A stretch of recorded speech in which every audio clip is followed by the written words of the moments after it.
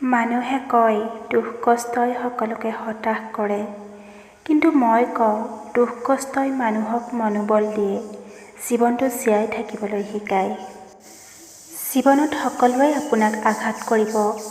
কাৰ আঘাতৰ বিষ মূল্যৱান আপুনি সেয়া নিজেই বিচাৰ কৰিব পাৰিব লাগিব, যিয়ে আপোনাৰ জীৱনটোক নতুন গতি প্ৰদান কৰাত সহায় কৰিব। আনৰ প্ৰশংসাত ভুল যোৱাটো মূৰ্খামি। নিজেই নিজৰ মনত সুন্দৰ হওক, পবিত্ৰ হওক। মোৰ বুলি ক'লেই জানো কোনোবা আপোন হৈ ৰয়? সময়ে দিয়া অভিজ্ঞতাবোৰ জানো কেতিয়াবা নীৰৱে ৰয়? ভালপোৱা প্ৰতিটো বস্তু কাষতে পোৱা হ'লে যোনটো জানো ইমান দূৰ হৈ ৰয়? পত্নীক ধমকি দিয়াটো পুৰুষৰ লক্ষণ নহয়, 10 জনৰ আগত পত্নীক সন্মান দিব পৰাটোহে প্ৰকৃত পুৰুষৰ লক্ষণ।